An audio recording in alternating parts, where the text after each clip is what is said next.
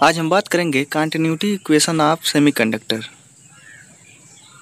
पिछले 10 सालों में इसका जो डेरिवेशन है कंटिन्यूटी इक्वेशन का, वो तकरीबन 5 बार या 6 बार पूछा गया है हमारे डीडीयू यूनिवर्सिटी और सिद्धार्थ यूनिवर्सिटी एग्जाम में।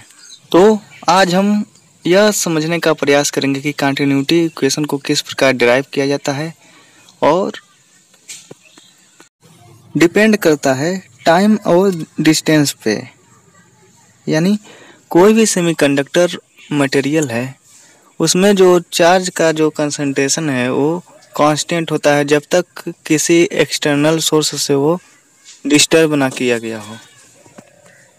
और जब सेमीकंडक्टर को किसी एक्सटर्नल सोर्स के द्वारा डिस्टर्ब कर दिया जाता है तो जो इक्वेशन इस रिलेशन को डिफाइन करता है उसको हम कंटिन्यूटी इक्वेशन कहते हैं। इसको डिराइव करने के लिए हम एक एन टाइप सेमीकंडक्टर बार लेंगे।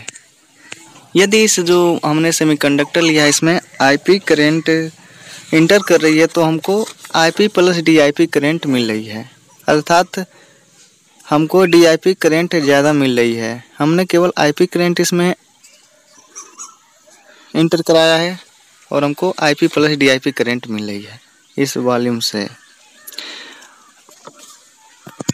और इसमें जो होल्स का कंसंट्रेशन है वो इस प्रकार डिफाइन है, होल्स कंसंट्रेशन पर सेंटीमीटर क्यूब। अब हम देखते हैं कि कौन कौन से फैक्टर हैं जो इस होल कंसंट्रेशन को इफेक्टेड करते हैं। Concentration of holes decrease due to current DIP, यानी डीआईपी जो मोर करंट हमको मिल रहा है उसके वजह से जो कंसंट्रेशन ऑफ होल्स है वो डिक्रीज करेगा। Concentration of holes increase due to thermal generation, यानी थर्मल जनरेशन के वजह से इलेक्ट्रॉन्स मूव करेंगे अपनी अपनी जगह को छोड़कर, जिसके कारण होल्स जो होंगे वो इंक्रीज होंगे। तो इस प्रकार इस सेमीकंडक्टर में जो कंसंट्रेशन ऑफ होल्स है वो इंक्रीज करेगा।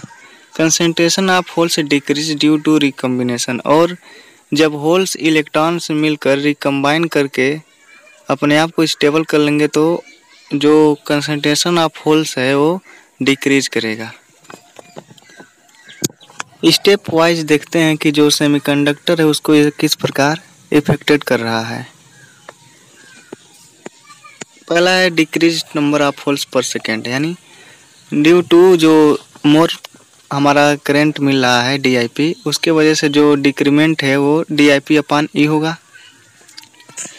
और पूरे वॉल्यूम में जो होल्स का डिक्रीमेंट होगा वो होगा डीआईपी अपॉन ई ए डीएक्स। और हम इसको कुछ इस प्रकार से व्यवस्थित करके लिख सकते हैं, 1 upon e D I P upon A upon d x. और आई पी अपॉन ए की जगह हम जेपी लिख सकते हैं, क्योंकि जेपी इक्वल टू होता है I P upon A. Current density यहाँ पे जेपी है, करंट डेंसिटी ऑफ होल्स इसको कहते हैं। जेपी का मान होता है आई पी अपॉन ए, तो यहाँ पे आई पी अपॉन ए की जगह हम लिख सकते हैं 1 upon e d j p upon d x. अब हम सेकेंड स्टेप में चलते हैं, जो इंक्रीज इन होल्स कंसंट्रेशन पर second due to thermal generation. इसको हम इस प्रकार लिखेंगे P0 अपॉन टाउ पी, जहाँ पे टाउ पी जो है वो mean life time of holes है और P0 है holes concentration at thermal equilibrium. इसी प्रकार तीसरे स्टेप में चलते हैं, the decrease in holes concentration पर सेकेंड ड्यू टू रिकम्बिनेशन, यानी रिकम्बिनेशन के वजह से जो होल्स कंसंट्रेशन है वो डिक्रीज होगा। और डिक्रीज किस टर्म में होगा, पी अपॉन टाउ पी के टर्म में होगा ये डिक्रीज, जहाँ पे जो पी है वो एवरेज होल कंसंट्रेशन है और टाउ पी जो है वो mean life time of holes है।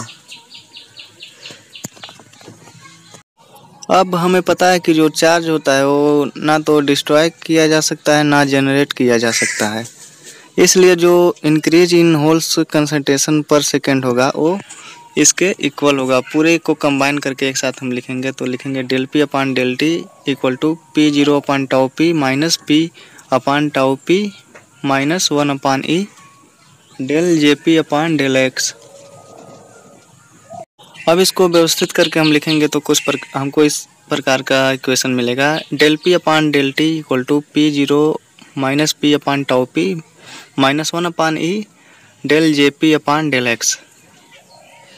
अब जे पी की वैल्यू हमको पता है, हमने करंट डेंसिटी निकाली थी होल्स के लिए, तो उसमें हमने ड्रिफ्ट करंट और डिफ्यूजन करंट दोनों को ऐड करके जो वैल्यू निकाली थी उसी वैल्यू को यहाँ पे हम लिखेंगे। Del p upon del t equal to हो जाएगा p zero minus p upon tau p minus 1 upon e del upon del x. J p की जगह हो जाएगा p e mu p e minus e d p upon d p del p upon del x. अब फिर इसको हम व्यवस्थित करेंगे तो हमको कुछ इस प्रकार से मिलेगा। Del p upon del t equal to p zero minus p upon tau p minus 1 upon e. अब जितने कांस्टेंट है उसको हम एक तरफ कर लेंगे, mu p e del p upon del x plus d p d two p upon d x square. अब ये सही कैंसिल हो जाएगा, मिलेगा del p upon del t equal to p zero minus p upon tau p minus mu p e del p upon del x plus d p d two p upon d x square. अब जो हमने volume consider किया था उसमें यदि source और sink हो minority charge carriers के लिए, तो जो रेट ऑफ चेंज होगा कंसंट्रेशन का इस प्रोसेस के जरिए, तो उसको हम जी से डिनोट करें तो हमारा इक्वेशन हो जाएगा del p upon del t equal to p zero minus p upon tau p minus mu p e del p upon del x plus d p d two p upon d x square plus g, जहाँ पे g है वो rate of change of concentration है due to source और sink for minority charge carriers.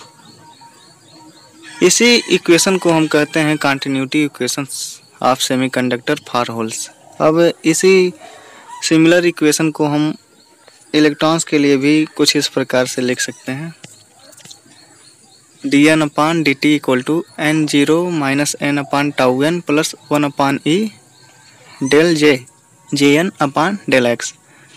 अब j n की जगह फिर हम पुरानी जो ड्रिफ्ट करंट और डिफ्यूजन करंट को जब हमने ऐड किया था तो टोटल करंट डेंसिटी हमने निकाला था, उसको यहाँ पे पुट करेंगे तो हमको मिलेगा del n upon del t equal to n zero minus n upon tau p plus 1 upon e del n e mu n e plus e d n upon d n into del n upon del x upon del x.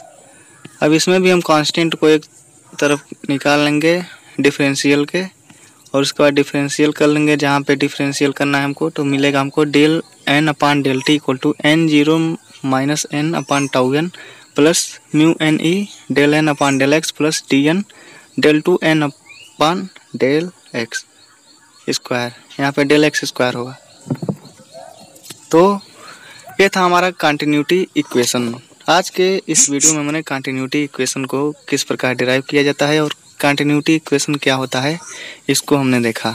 I hope कि ये video आपके लिए helpful रहा होगा। मिलते हैं अगले video में इसी सेमीकंडक्टर फिजिक्स के किसी नए वीडियो के साथ किसी नए टॉपिक पे। तब तक के लिए धन्यवाद। और हाँ, यदि आप हमारे चैनल पे नए हैं तो इस वीडियो को लाइक करें और हमारे चैनल को सब्सक्राइब करें।